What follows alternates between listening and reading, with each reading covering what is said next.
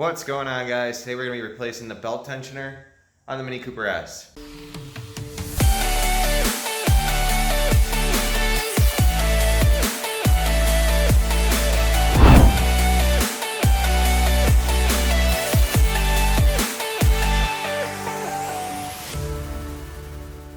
I should mention I'm also going to be replacing the serpentine belt as well. I'm actually not going to be replacing the whole tensioner. I'm going to take the whole thing out so you'll know how to replace it. I'm going to be trying to replace just the pulley because according to the internet, Autozone has it in stock. So I'm going to go check that out. I went to the Autozone closest to me, which it said they had it in stock. And the lady was just really confused. I think she pulled up the wrong serpentine belt and the wrong idler pulley. There's two idler pulley options. There's 70 millimeter and 65. I don't know what's on our cars. I tried to find information on how to do this job online and there is nothing. There is a little 2-paragraph like insert in Pelican Parts that verbally describes it with no pictures. And then there is a video on YouTube that is silent that has really bad camera angles and really bad camera work and no words at all. And that's what I've used to kind of figure out how to do this. It's a terrible video. I'm trying to make this a little bit better for you. So the first thing that we're gonna do here is pop the hood and jack up the car.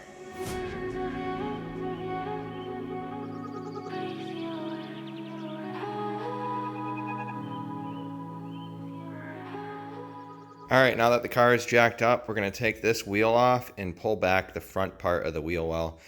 You're gonna have a lot of fasteners holding that in, probably some up here. I have zip ties. You should be able to get to them without removing the front flare that's right here normally. And then yeah, just the front half, so like up to here, undo all the fasteners on this side and then pull it back behind the brake rotor.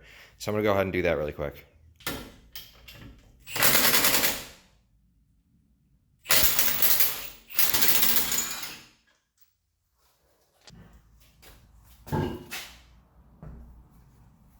All right, so I didn't have a wrench that would fit on there. I got a 13/16 wrench from AutoZone. Shout out. They didn't have one long. I went to AutoZone and Home Depot. Nobody had any like long wrenches or straight ones. I was able to sneak this guy in there, and then to get a little bit extra leverage, I threw this 3/4 on there, just like this. It's a little trick. And that gave me a little bit more leverage and still kind of fit in this small little area that I needed it to. I pulled the tensioner forward and then I reached while I was pulling this forward with my right hand, I reached my left hand in this little hole. And once I had the tensioner pulled all the way forward, I pressed this little service thing right here with my left hand while I was pulling with my right hand. So if you can reach your hand through this tiny little hole right here, you do not need someone else to push that button in to lock the tensioner this way. So anyway, this is good now. The tensioner is loose. The next thing that you do is come in here and there's a little tab on the friction wheel. Okay, there's the friction wheel tab. We're gonna go ahead and pull that all the way out. That'll release the tension on the friction wheel right there.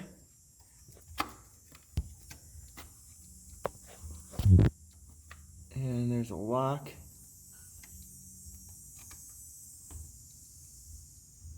Right there that holds the friction wheel loose. And now we should be able to move this friction wheel pretty easily. We can slide the belt out between the friction wheel and this crank pulley. So I'm gonna put the camera down and I'm gonna slide that belt out. All right, now that I got the belt off, if we look down here, ignore that all this is all zip tied and stuff. All the original mounts are missing. I just realized the nut for my rear engine mount is also missing. So who knows how long that's been gone. I'm lucky it's still holding in place. The bolt is still through it, but the nut's missing. So I got to replace that. Anyway, coming down here, you'll see two little bumps right here. One right there and one right there. There's bolts going into them. One of them is exposed. I don't know what size they are. They're 6-point bolts, are like 6-star, so they're like a 12-point socket would probably be good for them. I'm gonna try a regular socket because I don't really have small 12-point, I don't have small 12-point sockets. So I might have to go buy some. I'm tired of having to buy stuff for this car. This car is so terrible to work on. But anyway, this bracket right here I think needs to come out. I think it's blocking one of the bolts. And I don't really see what could be holding it on, but I'm gonna feel down in there and see. Okay, this flash seems to be a little bit better, but there is a bolt right here. Good luck being able to see it right there where my finger is. That looks like it's holding this bracket on. It looks like a 10 millimeter. So I'm gonna go ahead and pull that off. There's a hole down here, so there might be another one on your car down there, but I don't have a bolt there. So I'm just gonna pull this one off and see if this bracket comes off.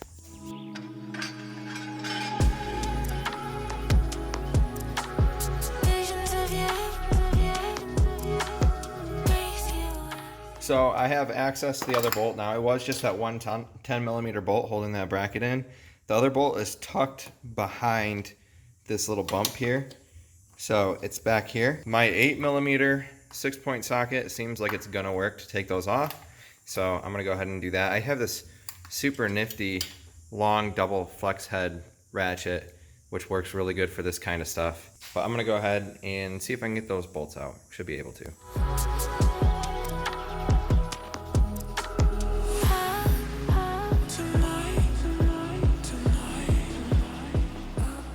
All right, you guys aren't gonna believe this, or if you've worked on these cars enough, maybe you will, but that bolt is too long. It hits the intercooler piping. So what I'm gonna try to do, but I don't think it's gonna work, is unbolt the intercooler piping right here. It's a T25. You can undo this intercooler piping and then undo this hose clamp down there and pull this out and probably move it out of the way enough. I know that this intercooler piping is stuck because I tried to undo it when I had the car in service mode, which is pull this forward 3 inches. I had plenty of room to get it out. Have my arm in there, was yanking on it, and that intercooler pipe is so incredibly stuck in there. So I know I can't take it out. So my options right now, for you, your options are take out the intercooler pipe and move it out to the side and get that bolt out. Not that big of a deal, but still really annoying. Like whoever designed this car was so stupid. I'm tired of working on this car and having these kind of issues. Just rant for a quick second. I'm assuming that if you bought this car and you enjoy it, you either don't work on it and have somebody else work on it, or your car doesn't break, because it's a great car to drive. So much fun. And there are good engineering parts of it, like how to undo this lower intercooler pipe. They put like an access hole to get to it, which is really cool. But then there's a bunch of stuff like this that you would literally never see on any other car. I've worked on all sorts of cars, all sorts of Euros, all sorts of Japanese cars, all sorts of American cars. This is by far the worst car that I have ever worked on. I've never worked on any supercars, so that's probably saying something. But this car is just beyond frustrating to work on. But anyway, so I'm gonna go ahead and try to move this intercooler pipe to get that one bolt out.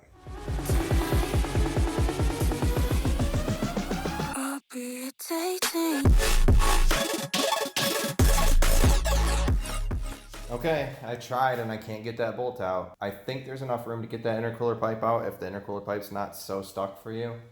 But I was yanking on it as hard as I could yesterday or a couple days ago when I was doing the friction pulley, and I could not get it out. So we're gonna go ahead and put the car in service mode again. Give me like 20 minutes. This is so annoying.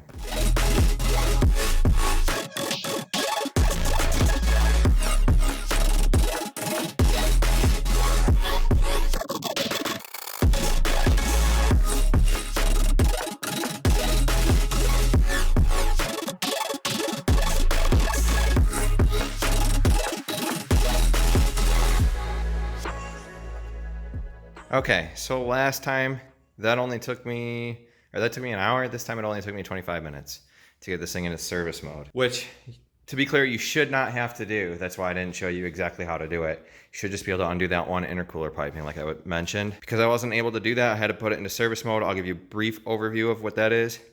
Take off the bumper and the grill, undo the wheel wells on both sides, and then you disconnect the intercooler piping down there, intercooler piping up here, headlights right here and there. Unplug the headlights if you have stock headlights. Unplug the AC compressor. Unhook this.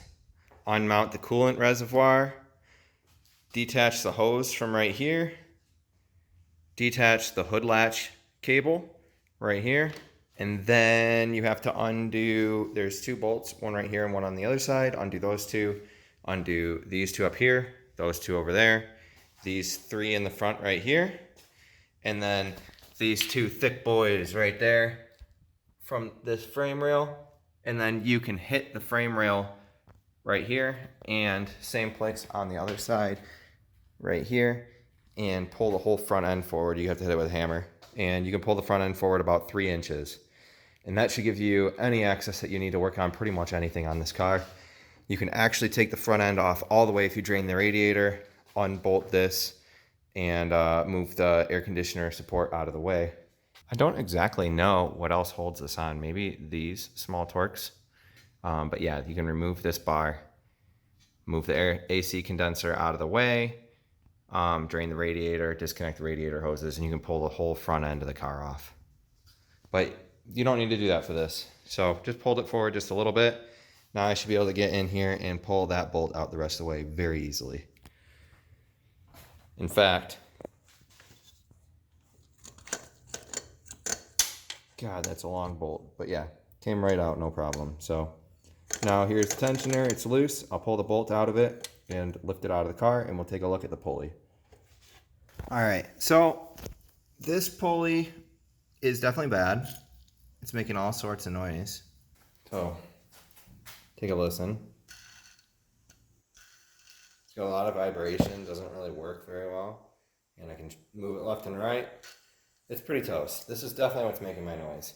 The problem here is that if you look at both sides, it's got this pin going through it, and aftermarket pulleys are threaded with a bolt, so I thought that I could replace this. AutoZone said they had the part in stock, and I bought it from them. So I'm gonna take a look and see what they gave me. Okay, so here is what I have. Here's what AutoZone gave me. These little metal pieces come off, and this is what it looks like. So I would say it looks almost the exact same. And it's the same diameter exactly, and then the width is just ever so skinnier. Not like maybe a millimeter skinnier.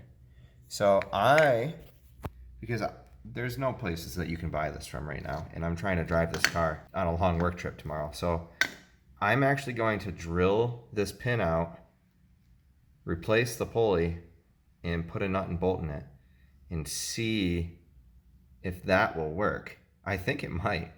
Use a nut and bolt instead of this pin. So I'm just gonna go ahead and drill that pin out, and we'll see how this goes.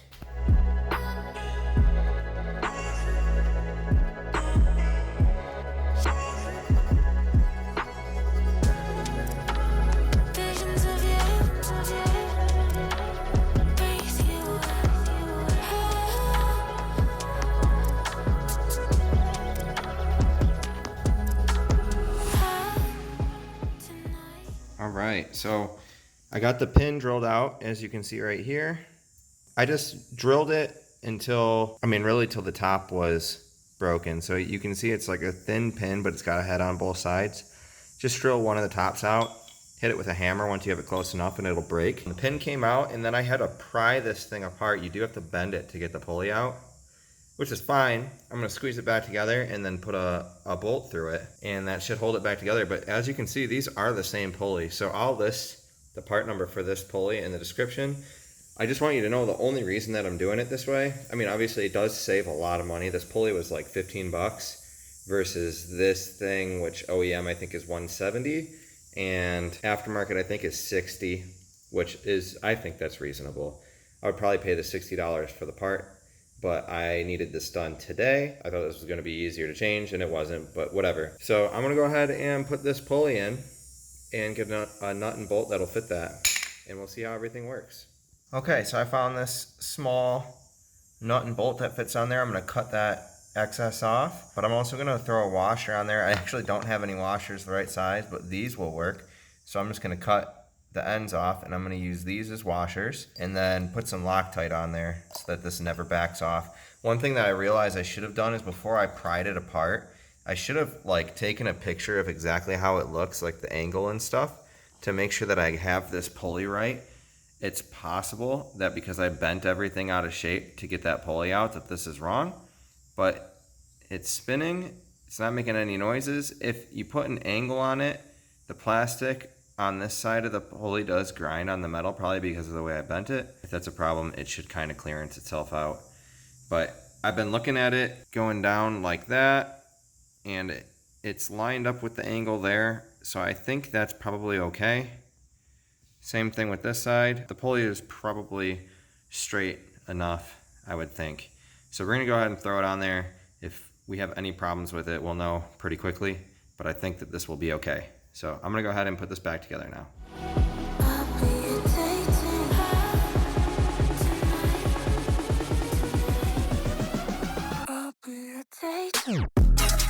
Okay, so now we're just gonna go ahead and put everything back together. I found this dowel pin that fell out of the bottom right here and got that back in. Now we're just gonna go ahead and pop this back in the car. As you can see, I cut this end of the bolt off. I have Loctite on there, I have washers in there. It's nice and silent, unlike the old bearing. Let me show you. Here's the old bearing. I don't know if you can hear that. Making some noise. But anyway, if this is at all crooked, I'm hoping the tension from the tensioner straightens it out. If anything, it should still work for a really long time. It might wear prematurely just because of that, but this is a $15 pulley. Next time I'll obviously replace the whole part. But I'm gonna go ahead and throw this in the car now.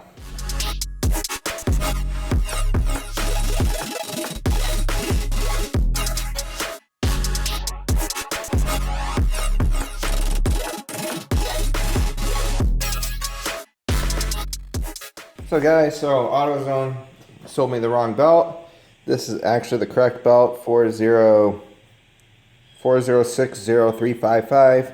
If you go and you tell them you have a 2007 Mini Cooper S with the turbo motor, dual overhead cam, they will ask you if you have air conditioning or not air conditioning.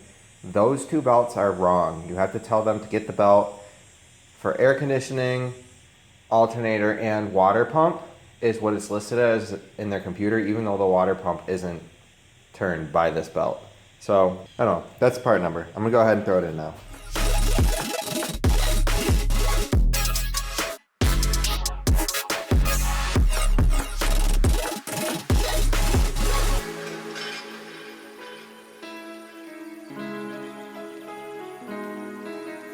All right, so scratch that. After fighting with that belt a whole bunch, the correct belt is this old one, 6PK906.